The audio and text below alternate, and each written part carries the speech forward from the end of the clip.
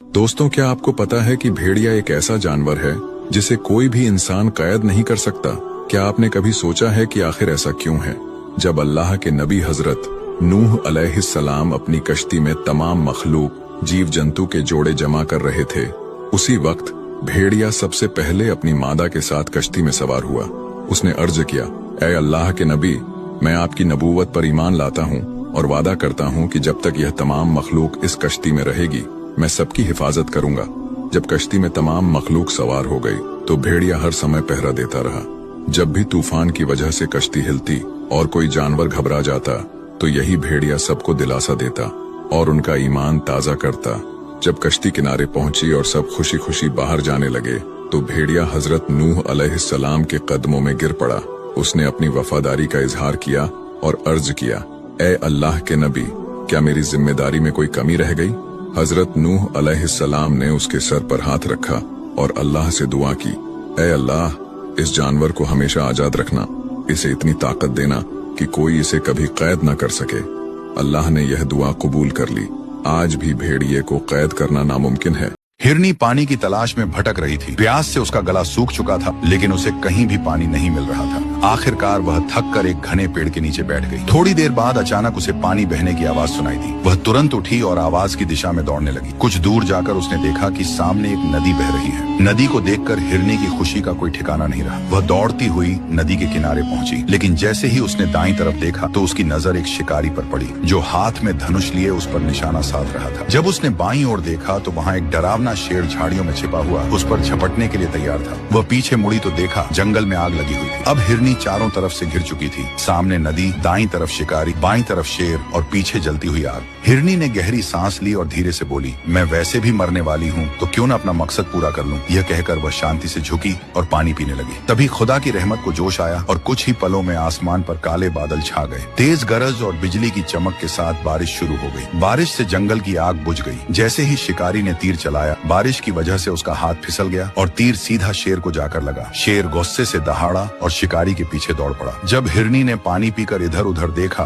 तो न शिकारी था, न शेर, न आग, सब कुछ खत्म हो चुका था। जिंदगी में जब चारों तरफ से मुसीबतें घेर लें तो घबराने के बजाय सब्र और खुदा पर भरोसा रखना चाहिए। गिद्धों का एक झुंड उड़ते उड़ते समुद्र के बीच एक द्वीप पर पहुंच गया। वहां खाने की कोई कमी नहीं थी।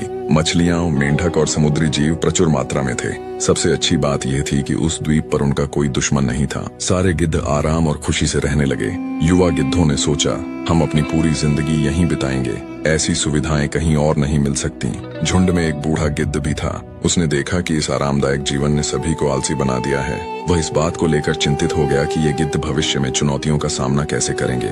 उसने एक बैठक बुलाई और कहा, हमें अब जंगल लौट जाना चाहिए। यहाँ बिना किसी चुनौती के रहना हमें कमजोर बना रहा है। लेकिन युवा गिद्धों ने उसकी सलाह का मजाक उड़ाया और वहीं रहने का फैसला किया। बूढ़ा गिद्ध अकेला लौट गया। कुछ महीनों बाद जब वह द्वीप पर वापस आया तो उसने जो देखा उसे देखकर वह हैरान रह गया। मरे हुए गिद्ध हर जगह बिखरे पड़े थे और कई पक्षी घायल थे। उसने एक घायल गिद्ध से पूछा, यहाँ क्या हुआ? गिद्ध ने जवाब दिया, आपके जाने के बाद हम आराम से रह रहे थे, तभी अचानक एक जहाज से यहाँ तेंदुए छोड़ दिए गए। शुरू में तो कुछ नहीं हुआ, लेकिन बाद में उन्हें एहसास हुआ कि हम उड़ना भूल चुके हैं। हमारे पंजे और चोंच कमजोर हो गए थे।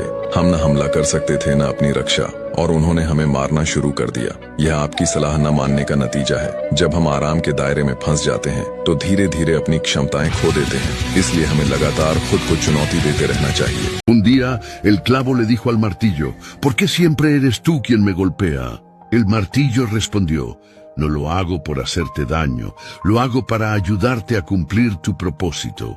Pero duele, dijo el clavo. Lo sé, respondió el martillo, pero sin ese golpe nunca entrarías en la madera, nunca serías útil, nunca sostendrías nada. ¿Y tú no te cansas de golpear?, preguntó el clavo.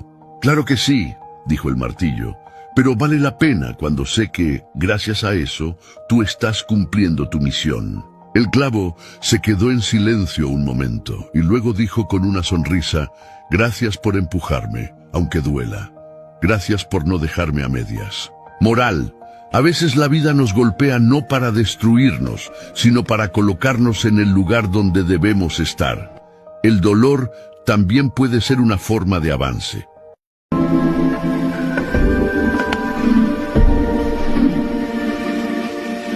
Titanic के मुकाबले दूसरे पानी के जहाज जो डूब गए उन पर लोगों की हड्डियां मिली हैं, लेकिन टाइटैनिक पर सालों तक ढूंढने के बाद भी 1500 लोगों में से एक की भी हड्डी नहीं मिली। पर क्यों? टाइटैनिक पर कपड़े मिले हैं, शूज मिले हैं, लेकिन इंसानी हड्डियां ना मिलने की मिस्ट्री का राज छुपा है समंदर की गहराई के पानी में, क्योंकि टाइटैनिक 12,500 फीट नीचे समंदर में लेटा है और सिर्फ 3,000 फीट नीचे पानी में कैल्शियम कार्बोनेट कंपनसेशन डेप्थ फेनोमेन होने लगता है। अब आसान भाषा में कहें तो हमारी हड्डियां बनी हैं कैल्शियम से और 3,000 फीट नीचे समंदर की गहराई में कैल्शियम कार्बोनेट नहीं घुलता, लेकिन इससे ज्यादा गहराई में पानी ठंडा और एसिडिक होता है, जिसकी वजह से कैल्शियम कार्बोनेट तेजी से घुलने लगता है। और हमारी हड्डियां तो कैल्शियम से बनी हैं, इसीलिए 12,500 फीट नीचे टाइटैनिक पर इंसानों की हड्डियां घुलकर गायब हो गई।